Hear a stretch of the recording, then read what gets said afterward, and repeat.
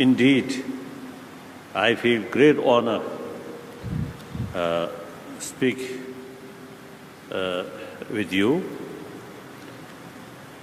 and particularly this university, very famous Mumbai University.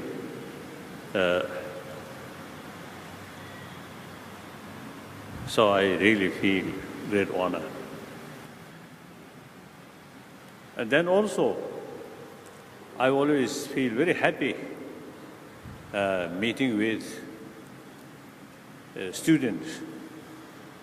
That means younger generation. And also to me, now this younger generation, whose age below 30, 20, you really, the generation of this century who can make new shape of this world. Time always moving. No force can stop time movement. But then only what we can do is utilize time properly. And then also, I think global level, the generation who belongs to the 21st century, you have the main sort of generation who have the responsibility to create better world. Past world, past sort of century, 20th century, of course, during that century, great achievements, you see, achieved in technological field and science. However, that century also became century of bloodshed, century of violence. And almost, I think, since Second World War, the constant fear, particularly in European continent, although apparently peace, but underneath constant fear. I myself noticed some occasion visit in West Germany's border area. Even sometimes I spent one night, 2 nights on border area. I myself also used to sometimes feel, oh, if something happened tonight, I come from India, spend just a few days, something happened. Then almost as it came to, came to buy Somra. I think came to bring some unnecessary sort of suffering. Really, constant sort of fear. All this, same human world, but because of technology, you see, the increased tremendous sort of destructive power. So sometimes I really feel this marvelous human intelligence, sometimes used for wrong purpose. So in any way, because we learned such sort of unhappy situation in the past century, now the younger generation, you must sort of have vision to create different world peace, world of peace, and the peace not come through sky or not come through paper, but peace must come through inner peace. As I mentioned earlier, sometimes these nuclear weapons acted as a deterrent In a way, it's brought some sort of superficial peace, but out of fear. That's not genuine peace. So genuine peace must come through inner peace. Now question is how to develop inner peace. Now this is the now question. Inner peace by medicine? No. Tranquilizer? Maybe short period. Or drugs? No. Then education can bring inner peace. Again, not very sure. Some of these real troublemaker, as far as their brain is concerned, very smart, very well educated, but use brain or education for destructive way.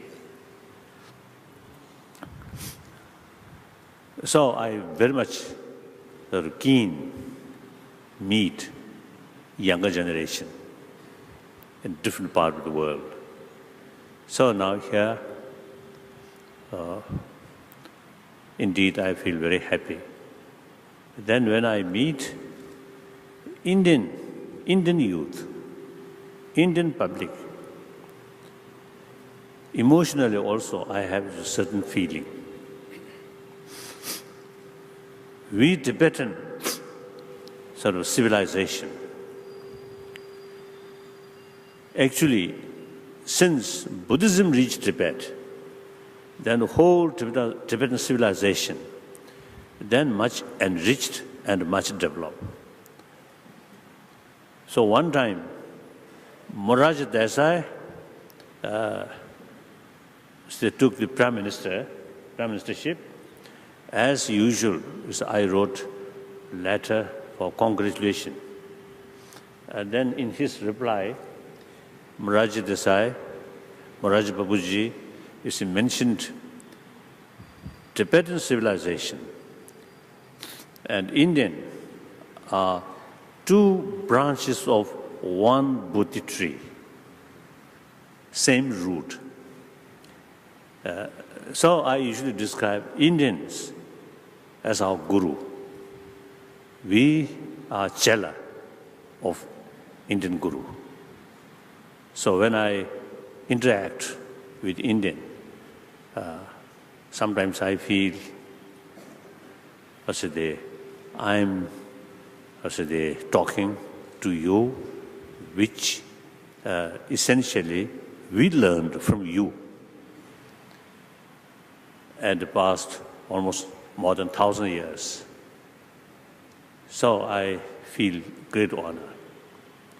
And then also Bombay,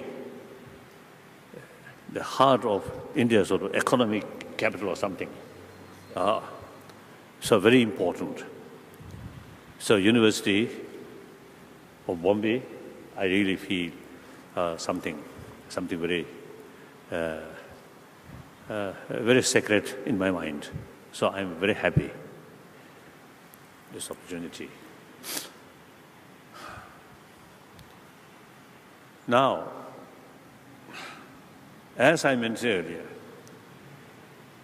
time always moving. And then the world, because of global warming, because of population increasing, and then also in a way, some political system, sometimes they also you see some causing problem. And then also in the economy, gap, rich and poor. There's also very serious matter. Unfortunately, this country, India itself, the gap, rich and poor, still remain. And these, so our future,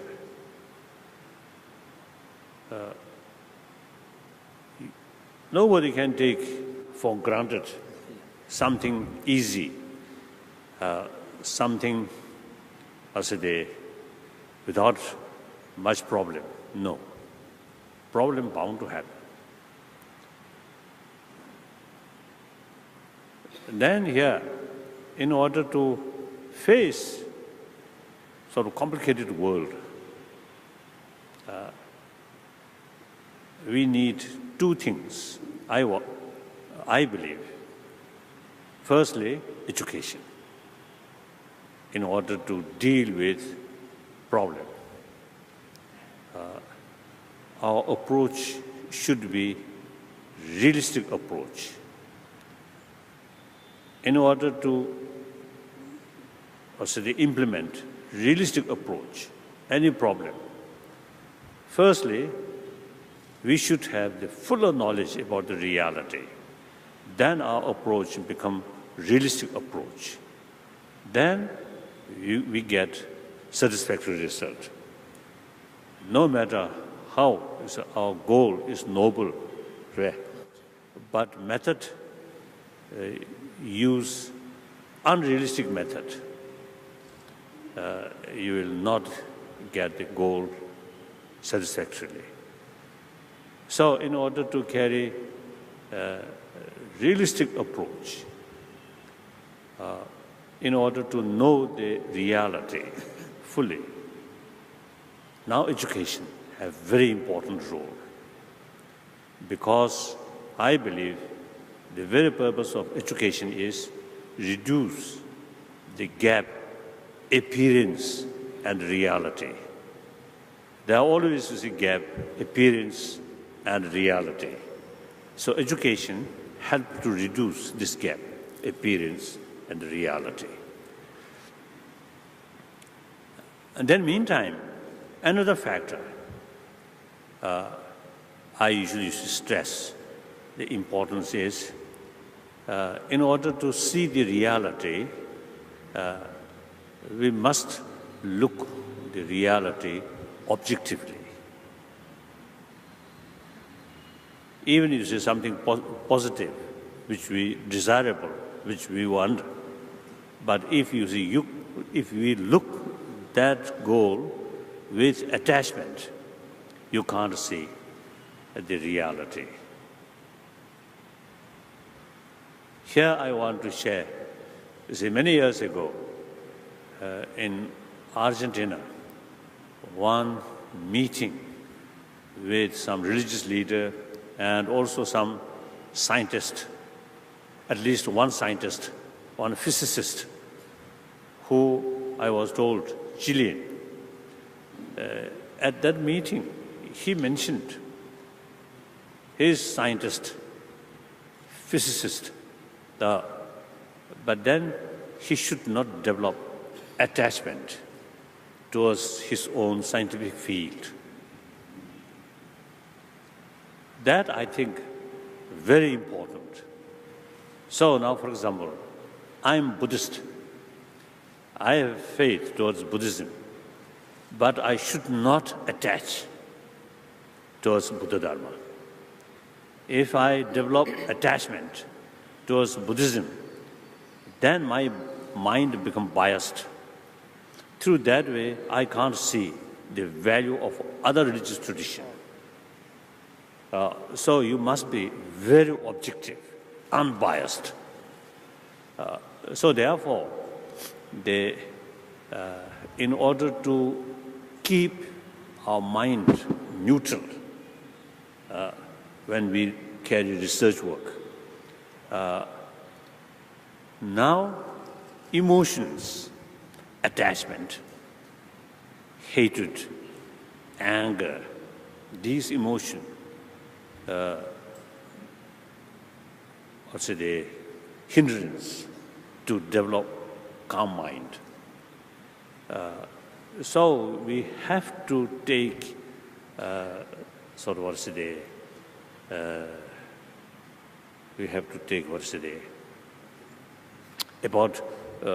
pay more attention about emotional world.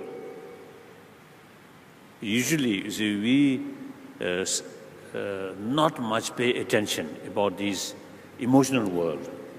So that creates problem. So of course, in various different religious traditions, they try to minimize these destructive sort of emotions, such as anger, hatred. So all religion, you see, carry the teaching or practice of love, compassion, forgiveness, tolerance. You see these things. But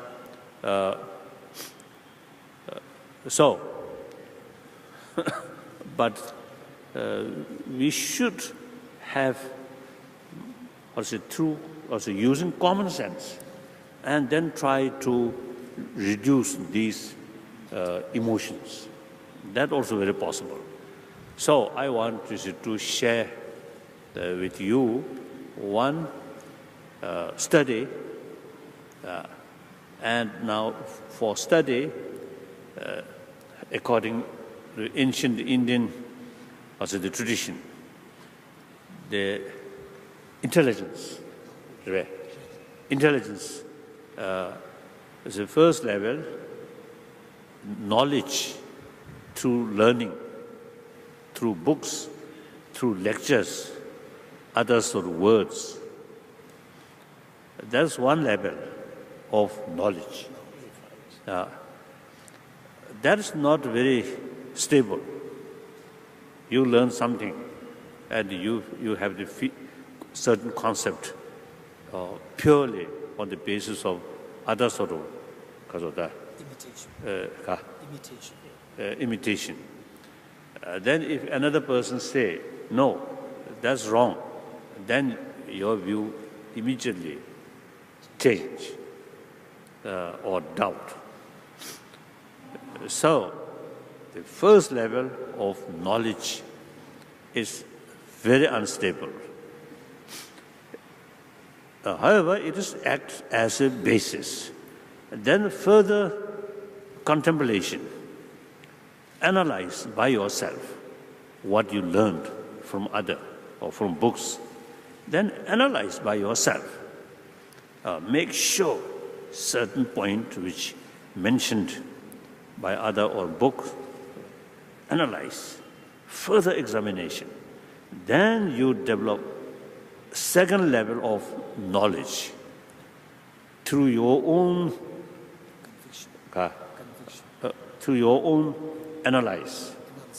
analysis. So that knowledge now much more stronger.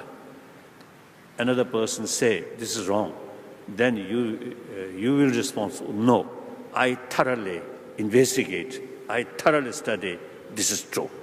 So that kind of conviction. Then third level of sort of knowledge is now not remain on intellectual level understanding, but familiarize. Through familiarization, eventually, you see, you gain some experience. Now, knowledge through experience, now that's really solid. So, that I want to share about knowledge is concerned. Then, the calm mind. Here, I feel, you see, two methods. One method, whenever we look certain thing, we must look more holistic way.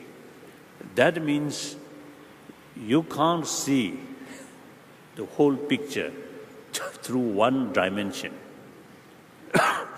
We must look from different angles or 6 dimensions, like that. Then you get the clearer picture about the reality. And then also our sort of, the mental level ups and downs usually happen when we see some positive things or negative thing. Negative things, see negative thing almost absolute, then too much ups and downs. And positive thing, and also almost like absolute. Again, you see, the much disturbances. So the reality, it is impossible. Just one single event full of positive or full of negative. No. Any event, relative. So compare certain other factor. Compare this positive. Compare this negative. Everything like that. So more holistic view, then you see you can see the different aspect of the reality that our mind becoming more balanced. This is one thing. And then another thing is warm-heartedness. Usually, warm-heartedness, of course, or compassion, as I mentioned earlier, all major religious tradition usually carry same message. But essentially, the affection is a biological factor, not come through religious faith. Look, animals, those animals or those mammals or even birds, you see, those youngsters' survival entirely depend on mother's care. This affection come as a biological factor. From mother's side, tremendous sort of affection. So that affection bring energy, take care, even the willingness of sacrifice her own life for the sake of youngster. So there is sort of, unless so that kind of the strong emotion, the energy will not come. So that emotion come from biological factor. It is necessary.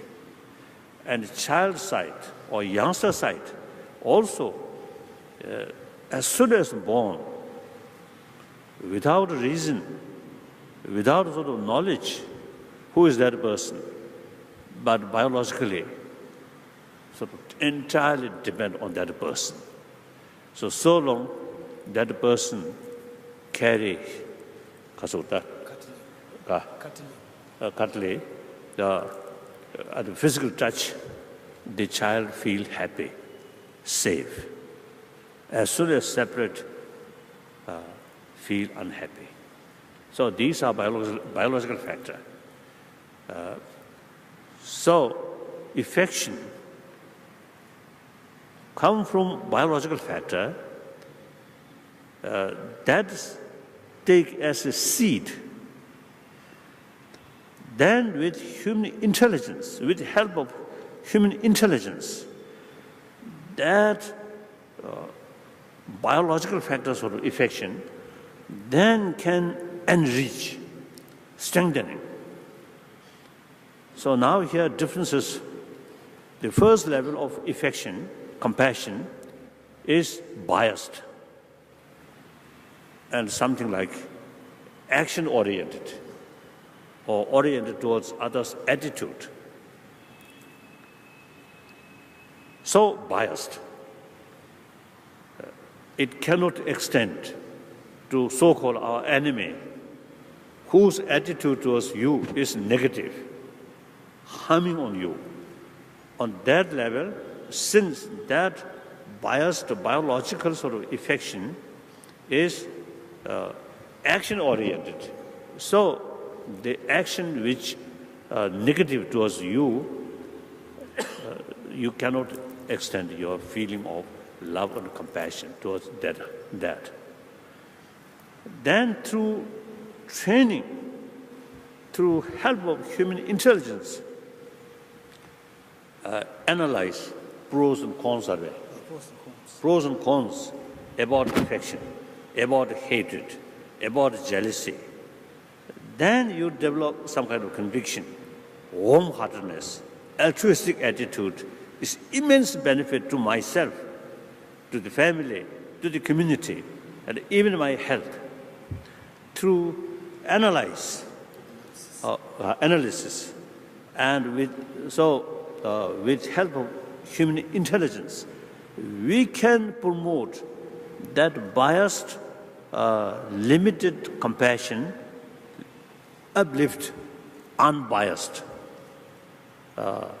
not action-oriented, but oriented to the being itself, or human case, human being themselves. Because now, your enemy, as far as action is concerned, their attitude is concerned, negative towards you. But still, these are human beings, human brothers, sisters, essentially. So part of our community, community which my future depend. So these, even enemy, people who have some negative attitude towards you, these also part of the community which your future depend on them.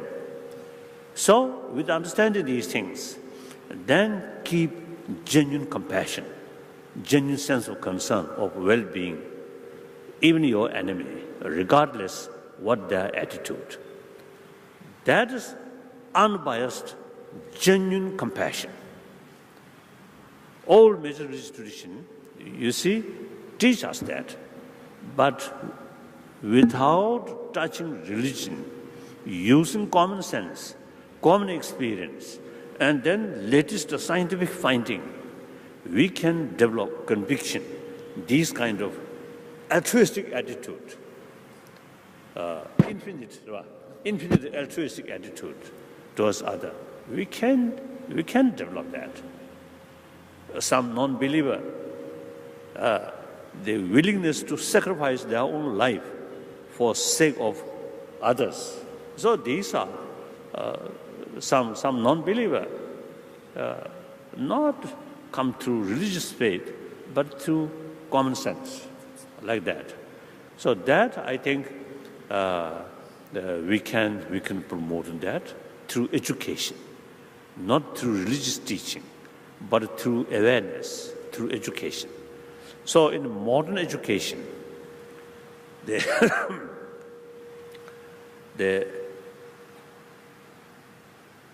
education system which is using in this country, essentially British introduced. So in the West, when separate education institutions started, then moral ethics side, church take responsibility, and also family values some extent. But now in modern time, the influence from the church reduce, family value also reduce. Then the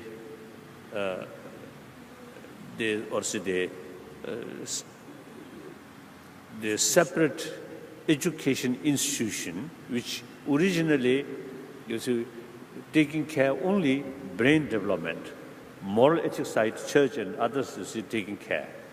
Now later, the others' influence reduced, so the education institution alone have the responsibility of both, taking care of brain development and taking care of warm-heartedness. So now, in Europe and also in America, in Canada, number of sort of educationist people, university, other concerned people in different universities, now really showing genuine sort of concern in modern education system. They not adequate pay attention about warm-heartedness.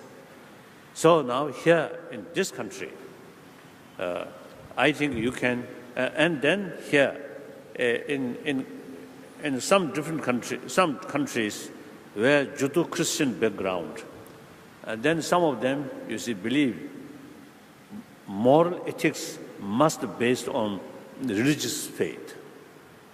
Whereas in this country, the secular ethics there. In fact, India's constitution itself based on secularism. Because of the circumstances of this country, there are so many different religious traditions. So if you see the moral ethics based on religious faith, then next question is what religion? What faith? More complications. So therefore, the ethics without particular religion, you see, there must be ethics without sort of particular religious faith. So that I think really is the useful sort of concept. Otherwise, when I talk in different parts of the world, secular ethics, some of my friends, they have little reservation, the very word of secularism. So I usually explain, or according to India, secularism does not mean disrespect of religion, but rather respect all religions, isn't it? Mm. So I think India, one advantage now should they promote in education field, education of ethics on according secular basis. So that I want to share with you, so that India, I always see telling outside world, India, the ancient sort of wisdom, I'm not talking about mystical thing. I simply talking about ahimsa, non-violence. 1,000-year-old, you see, very much sort of, very much in Indian blood. And then with that, the religious harmony, also 1,000 years in this country. So now today, all major world religious tradition established in this country live harmoniously. Occasionally some problem between Hindu and some Muslim, and like that, it's a little problem here and there. That's quite understandable. Over a billion human beings, sort of, some mischievous people always there. That's understandable. But basically, very peaceful. All different religious traditions live peacefully. The other day, Jodhpur, I met one Romanian. I just used to come across in the hotel. You see, he told me he carries some research work about religious harmony in this country. And he spent some time in a village where all the villagers are Muslim, except 3 Hindu families. He's surprised. Very smooth relations. No threat of these 3 Hindu families from majority of the Muslim community. So he really is surprised. So, and then I also told him, India, as a whole, South India, North India, East, West, they all sort of, as a grassroots level, Hindu families, Muslim family, Christian family, and some Jains, some cases you see a few Buddhists, like that. It's really India's treasure. So this is not newly sort of invented, but last 1,000 years these kept. So ahimsa, non-violence, and religious harmony, these 2 things I consider ancient Indian treasure. So wherever I go, I always talk these 2 things. And I consider myself as a messenger of ancient Indian thought. So I always talk these things. Then meantime, I also talking to my Indian boss. That means India Indians I consider as my guru. We are Chela. So sometimes I also say talking, we are not only Indian Guru's Chela, but also quite a reliable Chela. The reason, last 1,000 years, the Nalanda tradition, in its own home, too much ups and downs. During those periods, your Chela, kept these Nalanda tradition intact. So that shows we are quite reliable Chela. So in any way, as a sort of level of Chela or messenger, I am quite sort of active promoting these things. Now my guru, my boss, must come, should more active regarding promotion of non-violence and religious harmony, particularly in universities.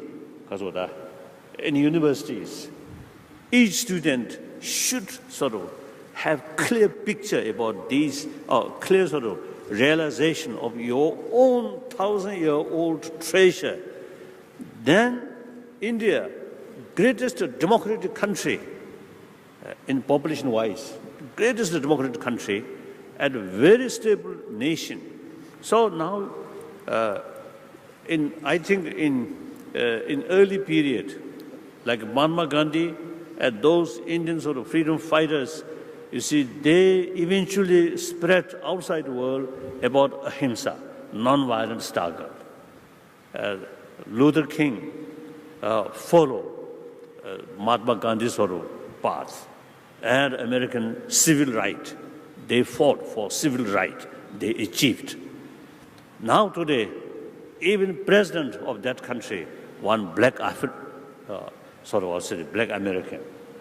These are real sort of big change. I was told, I know, that Luther King's wife, she told me, the Luther King Jr. Samarve. Luther King, Martin Luther King. So much sort of attracted towards Gandhiji's lifestyle. Even he wanted to dress like Mahatma Gandhi. That's a little bit too far, I think. So you see, and then South African first president, after they got democracy, the Nelson Mandela, also you see, attracted about Mahatma Gandhi's non-violent principle. So now, non-violence and religious harmony, I think we Indian should show rest of the world different religious tradition can live peacefully, can learn each other with mutual respect, mutual learning. I think India can show rest of the world. So not only in the history, in the past, but even you see in modern time, sometimes different religious name also causing some divisions, some problems. So you, as my boss, my guru, should take more active role in this field. Then meantime, within the country, the caste system and also dowry and some discrimination, male and female and caste, these are maybe part of your tradition but outdated, must change these things. So the people, youth of this country, now you should take more initiative, change some of these drawback. Moral value-based society. Moral value-based society. So you must sort of active. That's I think very, very important. Then lastly, sometimes from your Chela, little sort of the constructive criticism. Sometimes you a little bit lazy. So you should be more hard work, with full self-confidence, then more work hard. That I want to tell you. So, thank you. Some now questions. Question answer. Good afternoon, Your Holiness. I'm Avni Jain from Jamalal Bajaj Institute of Management Studies. My question to you is, what do you think is the real purpose of life? And is it when a person follows the path of spirituality and social work, does he attain greatest happiness? Not very clear. What? What's the purpose of life? Ka. What is the purpose of life? Chiche. Oh. You look at any spiritual line to it, maybe give a good rest. How can we achieve the happiness?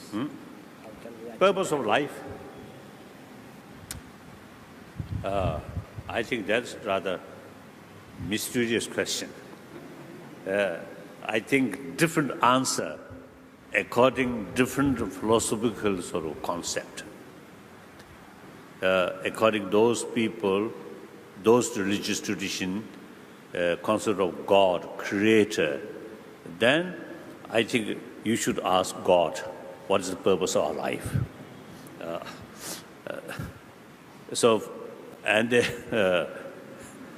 According those non-theistic religion, that is Buddhism, Jainism, and also one part of Sankhyaism, you see, no concept of creator, but self-creation. So law of causality, very much similar to that of Darwinian theory. These three non-theistic religion develop in this country, no other like that.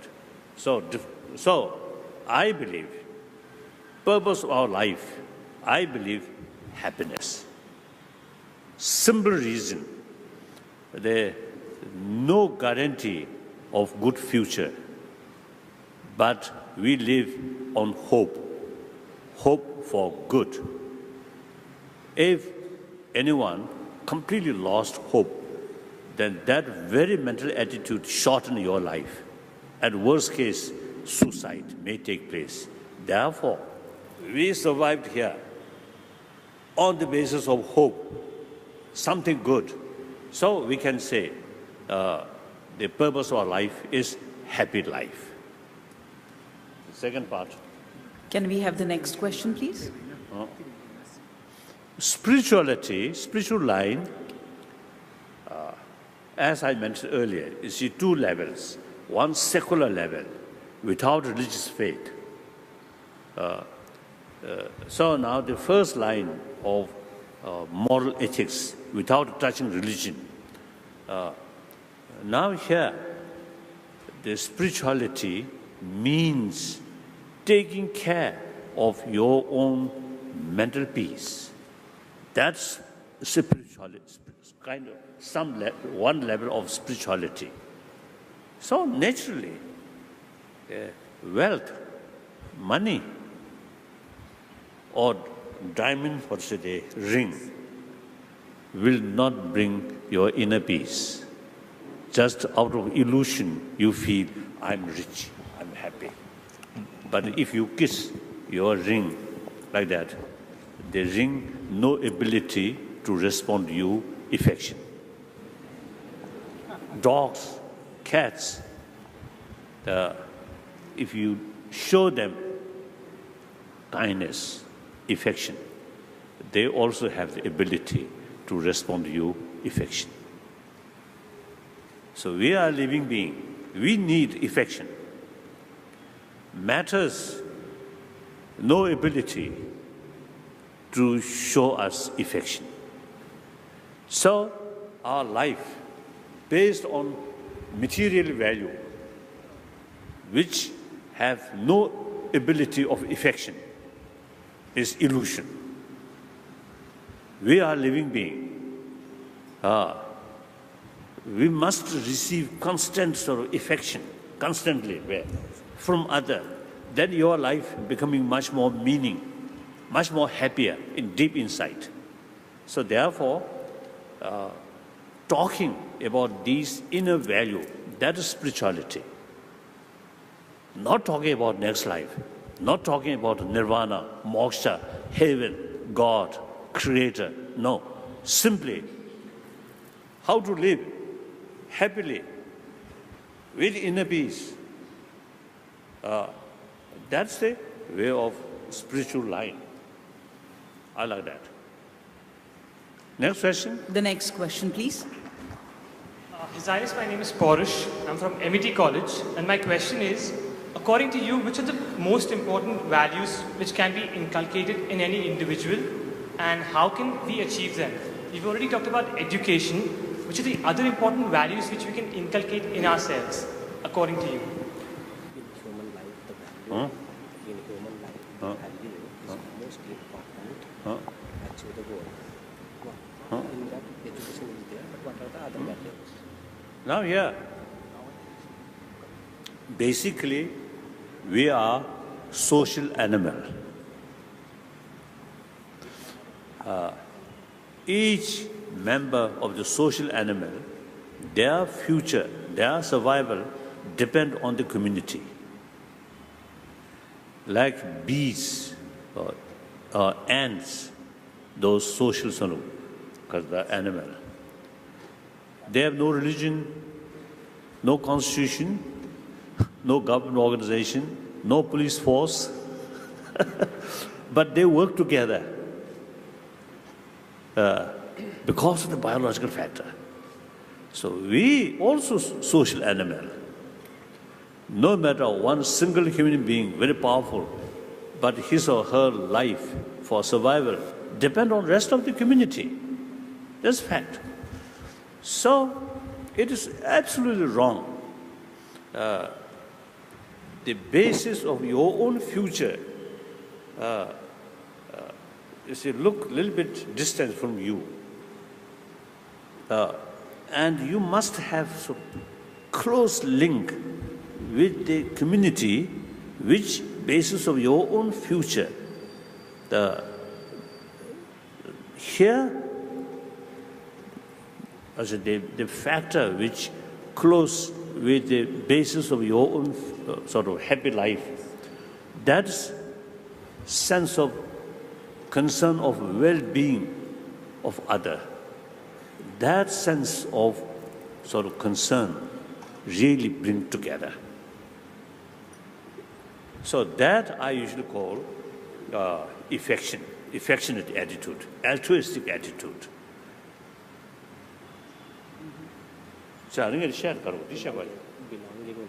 Oh, so you see sense of community, sense of belonging. So that's the ultimate sort of source of our satisfaction. And that one key factor for social animal. So I usually talk in that thing. Of course, religious faith is individual business. But these things are entire humanity need, you see, that sort of sense of the well-being of the community like that. Now today, I think in ancient time, each community or each sort of nation or community more or less independent. Now today, global economy, environment issue, and due to many other factors, now entire nearly 7 billion human beings are just one human family, human community.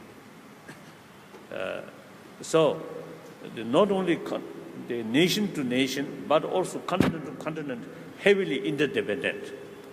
So according to that reality, now we must have the concept, whole world is part of me. The century-old sort of was the concept, we and they. And that sort of concept divided we and they, and on that basis, exploitation, harming, even war. Now today's reality, everybody is part of you, part of me, part of big we, big. Oh, so the concept of war is outdated.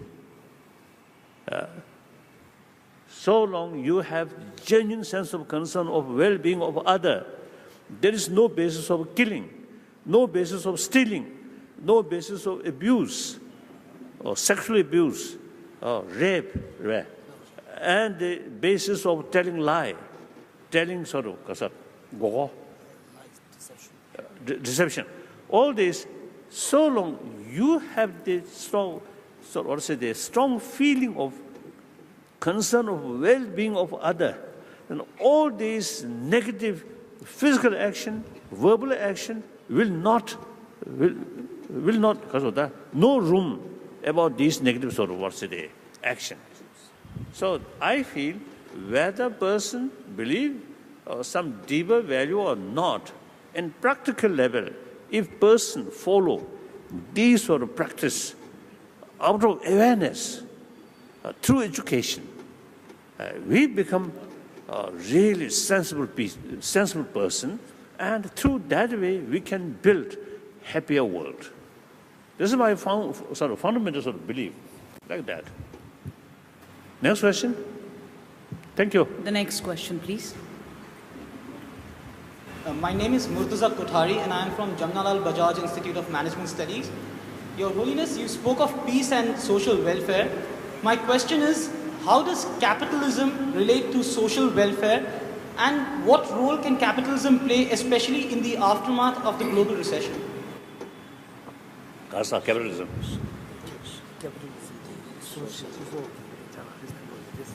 How about global recession? Oh, that's a difficult answer, difficult question. You should research, more research work. But me personally, 1954, 55, I spent several months in Peking, at least I think 5-6 months I spent in Peking, and I studied Marxism, socialism. I very much attracted about Marxist economy. In Marxist economy, the emphasis the equal distribution. So that's moral ethics. Whereas capitalism, not talking about equal distribution, but simply making more profit. So I very much attracted about Marxist economy. So at that time, I told Chinese authority, Communist authority, I want to join Chinese Communist Party. So still, as a socio-economic theory is concerned, I'm Marxist. No question, no secret. I always made clear like that. But then, now today, China, of course, now Marxist genuine socialism no longer there. So now today, they looks as the Chinese Communist Party, a communist party without a communist ideology. So capitalist communist, so something very new. So I'm wondering, Indian communist, I was told some leader of Indian communist, Indian Marxist, their personal life is more bourgeois lifestyle. I heard, I don't know. So, it looks the socialist sort of idea, take care, interest of the majority of the people, and working class people, needy people. It is very right. However, the former Soviet Union, and also before things were being changed, both China and former Soviet Union, economy field stagnation. So capitalism really dynamic sort of forces. That also necessary. So some kind of regulations. I think that's the best. I don't know. When the Eastern European country, after sort of Soviet collapse, and some Eastern European countries, then newly sort of become independent. And my visit in then Czechoslovakia, on the invitation of President Havel, almost the first foreign visitor in that country, as soon as they become sort of a free country, independent. So that time I expressed, now maybe these former Eastern European countries may sort of think more research work, some kind of synthesized sort of system, something from socialism, some capitalism, some kind of newly sort of synthesized sort of system. I express, but nobody take us serious. So they also follow now Western capitalist system. So I don't know. That's my view. But I have no clear sort of answer for your question. So more research work is necessary. Yes, next question. Next question, please.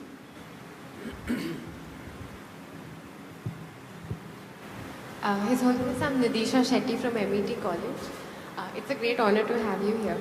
My question to you is, in a world that looks into technological gadgets and social networking, what role do you think art, culture and music play? In this technological world, yes. What exactly the art, music and the culture will play the role? Culture, what do you mean? Different aspect of culture. The individualistic culture of every country. What role do art, culture and music play?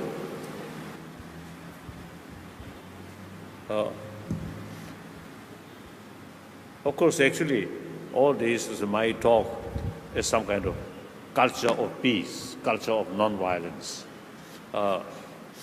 Now some, rule of art, right? I think that also is the artistic way, painting or some music, some songs. I think I feel something like medium, which can carry certain message. So, I think in modern time, some sort of songs, some musics, and you see that reach to millions of sort of audiences. Very powerful sort of medium. So that I know.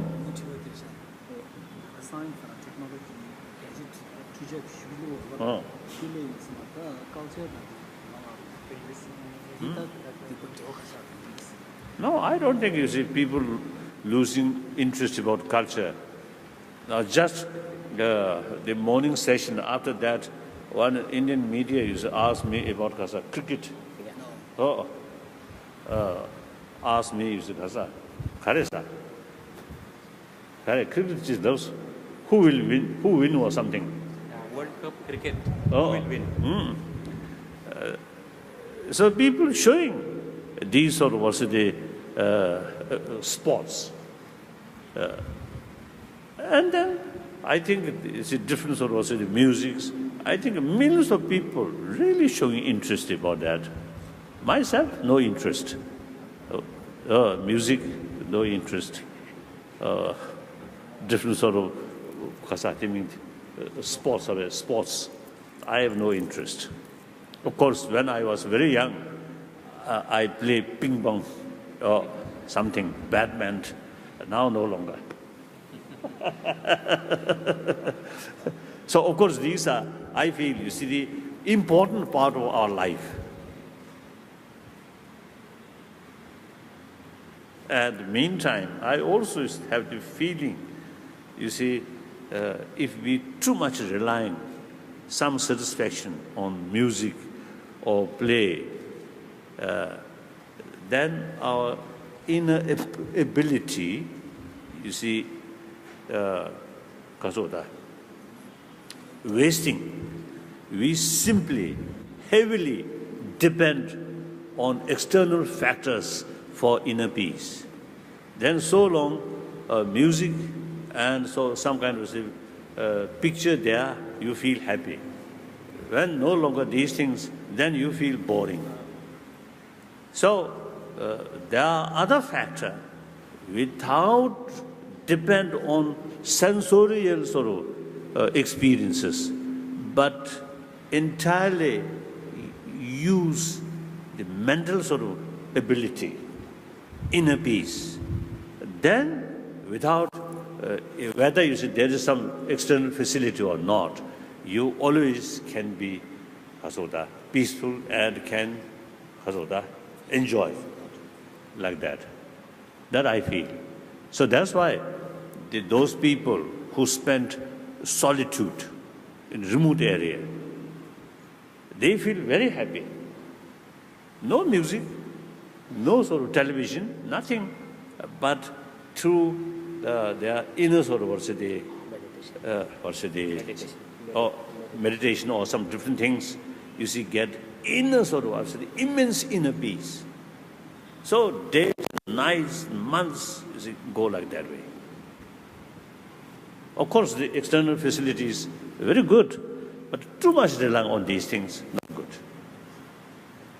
That's I feel. Next question. Next question, please. Good afternoon, His Holiness. I am Nihar Maekar from Wellington Institute of Management, V School.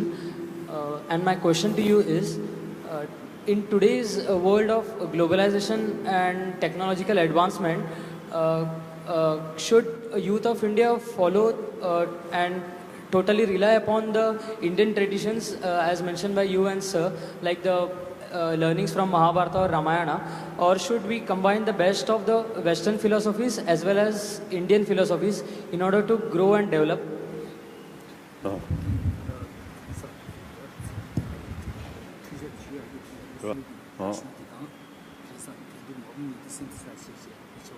I have the view the technology now universal, mainly originally come from West.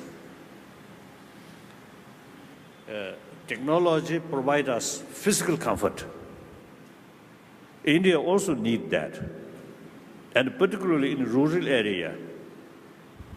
I always have the strong feeling the real transformation of India must take place in rural area.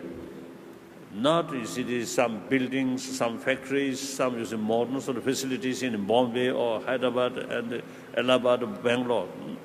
Of course, these are national interests. It is important, but real change must take place in rural area. That's very, very important. Recently, I was in Jaipur, or say near Jaipur, Jaipur, Barefoot College. They are all really illiterate sort of old village people, mainly mother. You see, they train making solar electricity like that. So these things are really wonderful. Then also near Nagpur, and many years ago, I visited the Dr. Baba Amde. So these, and also I have used a few occasions to visit some Kerala and also some, I think, Gujarat. There's some people who really working in rural area, in education and some handicraft sort of works. These are really very, very necessary. So basically, India also received more, more development in technology field. The farm system must mechanize, otherwise it's difficult. Population increasing, land cannot extend. So therefore, these things I think very important. Meantime, as I mentioned before, I think Indian civilization, among Egyptian civilization and Chinese civilization, the original Indian civilization is, compare these three civilizations, I think Indian civilization is much more sophisticated about philosophical views, about mind. So these are really treasure of not only India, but a treasure of the world. Must preserve material development, which give us physical comfort, then spiritual development provide us mental comfort. These must combine. So must sort of combine Western sort of technology and modern education and preserve your own 1,000-year-old traditional values must combine. So you have special role and special responsibility. Whatever way I can serve you, I can help you as a chela of your ancient sort of guru, my duty, whatever way. Thank you. Next question, please. Good afternoon, Your Holiness. I'm Aditi Agarwal from Jamnalal Bajaj Institute of Management Studies. So the world recently has seen a huge global recession at the hands of a few greedy businessmen, business leaders. So how can ancient wisdom help overcome this shortcoming in our and future business leaders? The businessmen are dominating the whole world. Then can we preserve our ancient wisdom for old culture?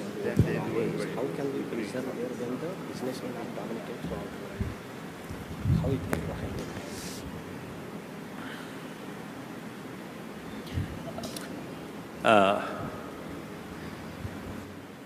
Business people also come from the society. A society where talks only material value. Then people who come from that kind of society, naturally, just to say, talking about value of matters, materials. So we need some change at the fundamental level. Now in the West, some educationists really sort of questioning about existing education system. And also, you see, among, I think a few decades ago, I noticed among the businessmen,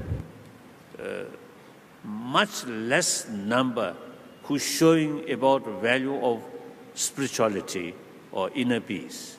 Nowadays, more and more people among the business people, and a few occasions they organize, say, my talk about inner values. And also, we notice in America, some big company, because of multi company, they also, you see, they from their profit, some allocation to serve other people. Philanthropy. Philanthropies. So, I think some of the Indian sort of big company also now, I think, you see, we will follow, I think. That's also good. You see, everybody cannot be big businessmen. So there must be some people who really concentrate on the economic field as their profession. Meantime, not forgetting about basics of the society's well-being. And particularly, I hope you should pay more attention in rural condition or economic condition in rural area. So I think generally, I think education system, and also I think some sort of media people also have the responsibility, you see, to talk, to inform people, not only money value, but other values. So that these sort of businessmen, because of the business sort of oriented people, they eventually, you see, feel they're also getting sick. They also, you see, getting older. Then finally they have to go. So money, no matter how billionaire, but all the money remain in bank. They cannot carry. Only their mind, isn't it? So you see, the educator reminds, you see, people through sort of media people, educate them. And meantime, our education system is right from the beginning, from kindergarten, educate about inner values, about, as I mentioned earlier, the secular ethics, from kindergarten up to university level. Then, I think, later part of this 21st century, the humanity's way of thinking may change. So this is my view. So this is everybody's sort of interest. So everybody has some sort of responsibility or ability to make some sort of lead that kind of sort of also the direction, I feel. Philanthropy is correct. I don't know that word, I don't know. Yes, thank you. I can see so many students eager to ask questions, but we have 5 to 7 minutes more to our credit, and therefore this could be either the last or last bus second question, depending upon the time permitting us. Good afternoon, His Holiness. I am Anvi Kedia from Wellington Institute of Management, that is V School. And my question is, people generally find it difficult to keep a balance between economic growth and environmental preservation. So what is your advice in this regard? Kasa? Yes, it's a very important sort of question. Taking care about planet is something like taking care of our own home.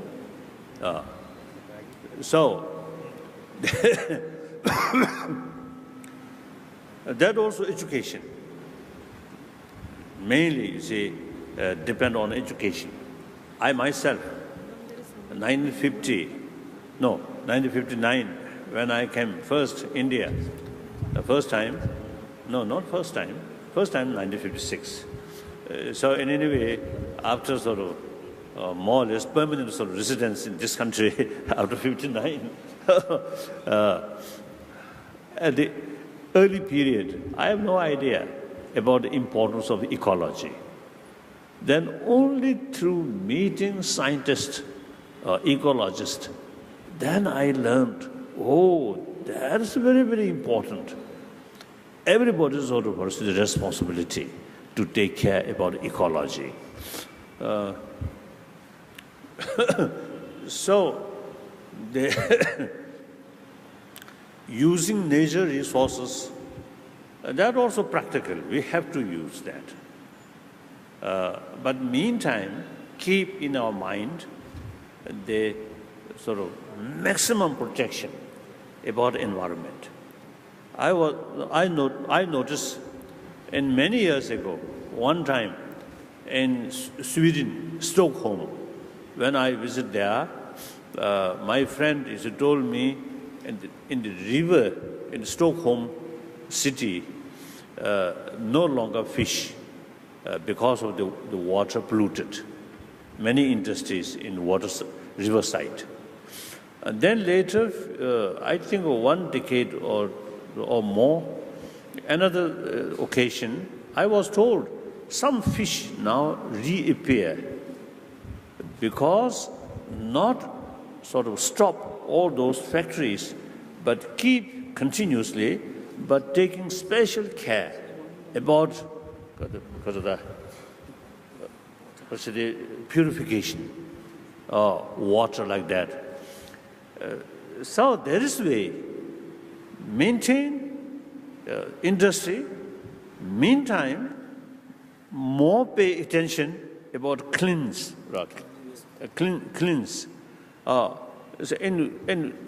And then it's a form of West Germany. Also, you see, few occasions I visited some factory. They told me the special sort of arrangement, the big factory, they sort of minimum sort of effect or damage on environment. So there are sort of technology if we pay more attention. So like China and India, now we really need, you see, more expertise. Keep, keep sort of the industry development. Meantime, pay more sort of attention, ecological sort of damage. That I think can be done. This is very, very important. So then another thing, I always telling people, like war, bloodshed, when we saw television, immediately struck on our mind. Oh, how bad, killing, bloodshed. But ecology, not that way. Invisible. But eventually, actually people feel some uncomfortable eyes or more coughing or something like that. Then maybe too late. So therefore, through education, through awareness, you see, it is very, very important to keep ecology.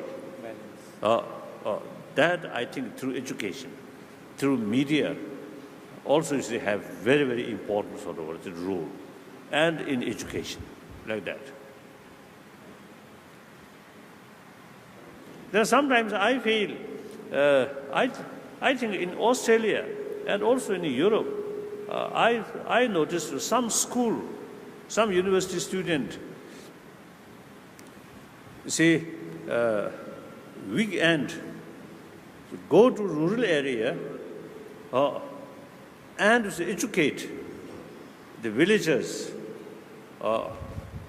just to sit together, round, and sort of some volunteer work, some poor family washing their sort of clothes and something, and then share some of the sort of information which they may not know, so share with them. So weekend, just a few hours, not much tiring. So you spend, you see, few moments with them. I think they feel, I'm the same community. They also then, because of that feeling, social attachment, and also you can help practical level, and also you see, get some sort of deeper awareness.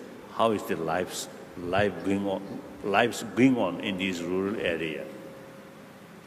And also, now for example, the last week I spent one night in Barefoot College. No shower, no air condition. I spent one night the bath like that. A little bit of a problem, but I really enjoyed life in this area. You really get the feeling we are part of nature. Many birds, many trees, and fresh air. When we spend, you see, in big hotel, you're a little bit distance from nature, isn't it? Yeah. So you see, you student or college student, you spend few hours with these people and chat, mixing with them, some help, some sort of give them some education, information. I think useful. And then also say, sometimes you see, week of peace, week of, tolerance, or week of non-violence. So during that week, you see more discussion about non-violence, how to solve through dialogue problems. That kind of, I think, practice. I noticed some Australia, some school, you see, do that. I noticed. And also America, you see, some student, you see, weekend they spend, you see, in rural, comparatively, they are rural area, like that. I think that's good.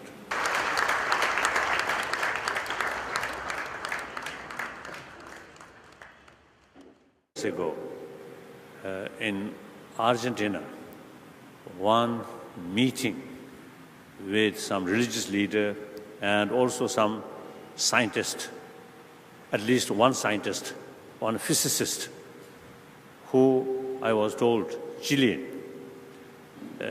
At that meeting, he mentioned his scientist, physicist, but then he should not develop attachment towards his own scientific field.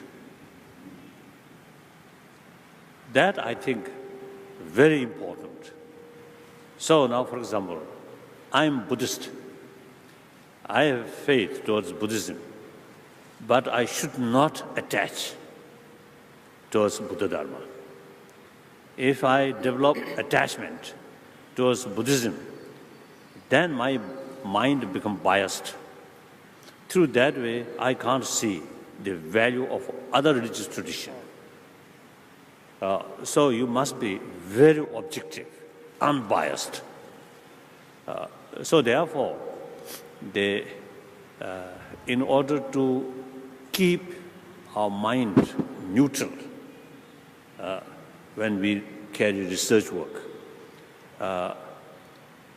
now emotions, attachment, hatred, anger, these emotions, also the hindrance to develop calm mind. So we have to take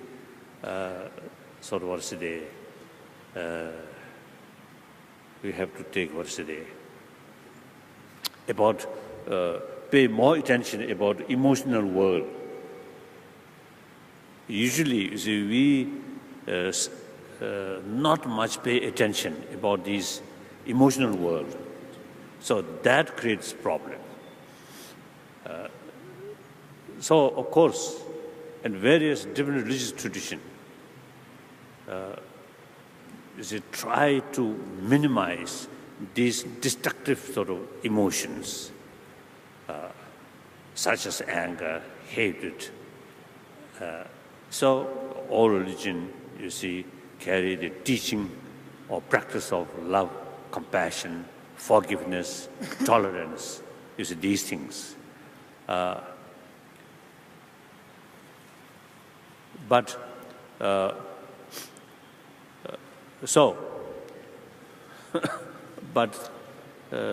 we should have also using common sense, and then try to reduce these emotions. Then when I meet Indian youth, Indian public, emotionally also I have a certain feeling. We Tibetan sort of civilization, actually, since Buddhism reached Tibet, then the whole Tibetan civilization then much enriched and much developed. So one time, Morarji Desai they took the prime ministership. As usual, I wrote letter for congratulation. And then in his reply, Morarji Desai, Morarji Babuji, he mentioned Tibetan civilization and Indian are two branches of one Bodhi tree, same root. So I usually describe Indians as our guru. We are chela of Indian guru. So when I interact with Indian, sometimes I feel I'm talking to you, which essentially we learned from you at the past almost more than 1,000 years. So I feel great honor. And then also Bombay, the heart of India's sort of economic capital or something. So very important. So University of Bombay, I really feel something very, very sacred in my mind. So I'm very happy this opportunity. Now, as I mentioned earlier, time always moving. And then the world, because of global warming, because of population increasing, and then also in a way, some political system, sometimes they also you see some causing problem. And then also in the economy, gap, rich and poor. There's also very serious matter. Unfortunately, this what is the came to buy some. I think came to bring some unnecessary sort of suffering. Really, constant sort of fear. All this same human world, but because of technology, you see, they increase tremendous sort of destructive power. So sometimes I really feel this marvelous human intelligence, sometimes used for wrong purpose. So in any way, because we learned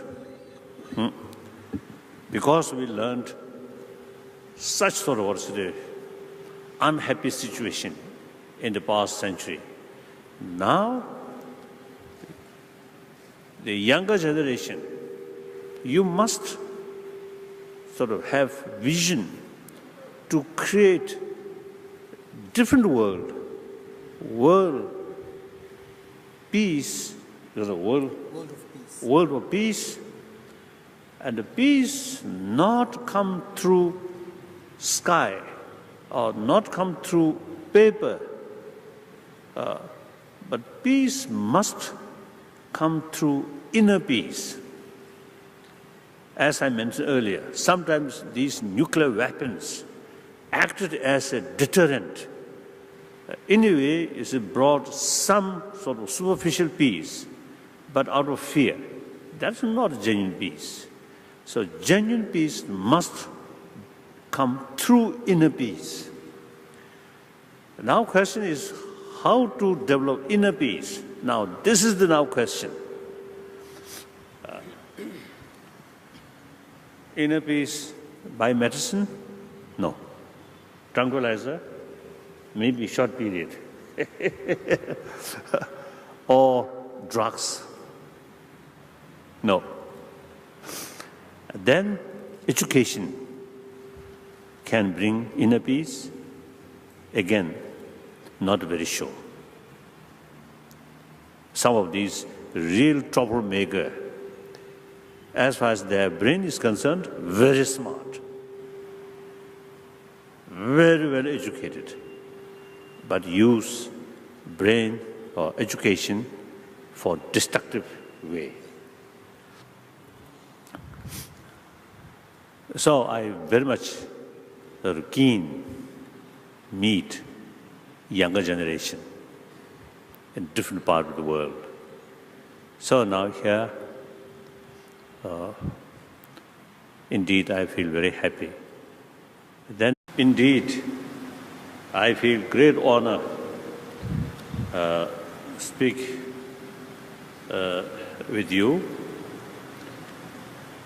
and particularly this university, very famous Mumbai University.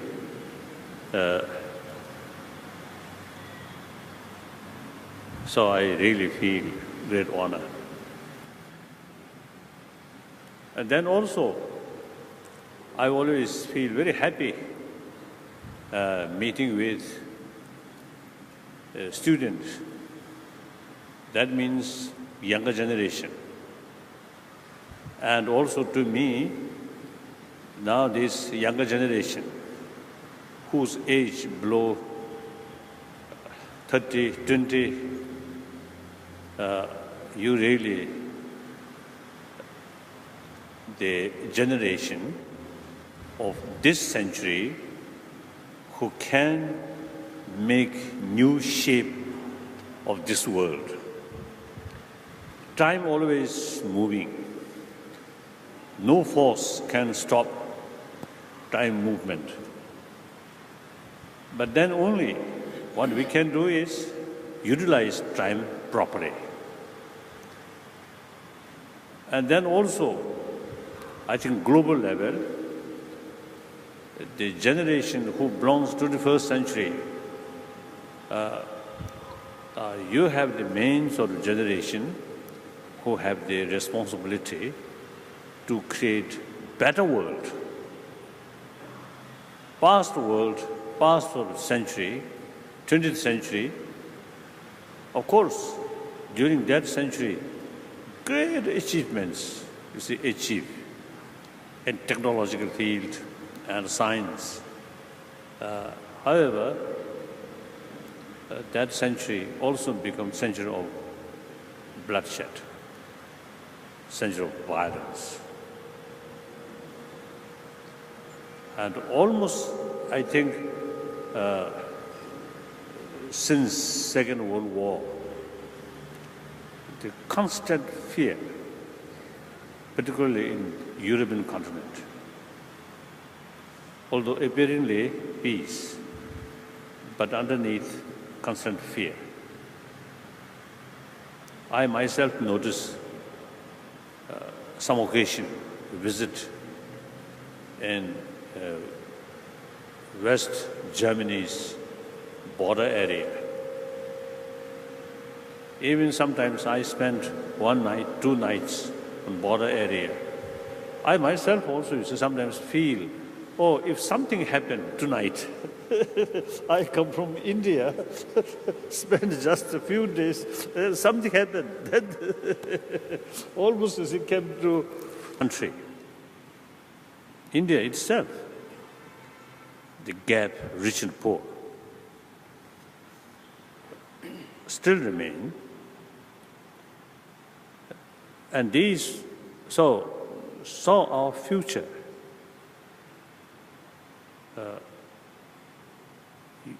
nobody can take for granted something easy, something, as a day, without much problem. No.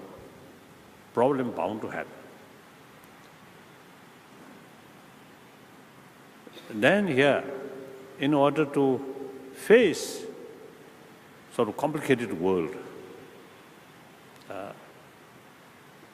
we need 2 things, I believe. Firstly, education, in order to deal with problem.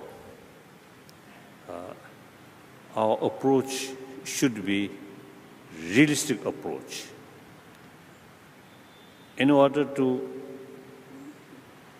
implement realistic approach, any problem, firstly, we should have the fuller knowledge about the reality. Then our approach become realistic approach. Then we get satisfactory result. No matter how our goal is noble, but method, use unrealistic method, you will not get the goal satisfactorily.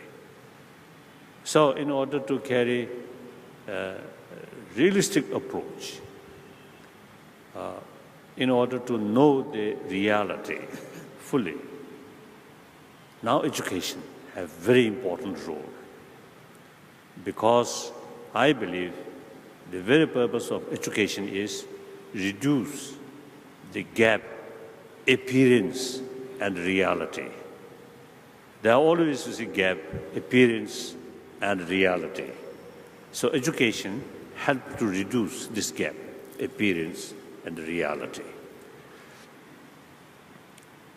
And then meantime, another factor I usually used to stress the importance is in order to see the reality, we must look the reality objectively. Even if you say something positive, which we desirable, which we want, but if you see, if we look that goal with attachment, you can't see the reality. Here I want to share, you see, many years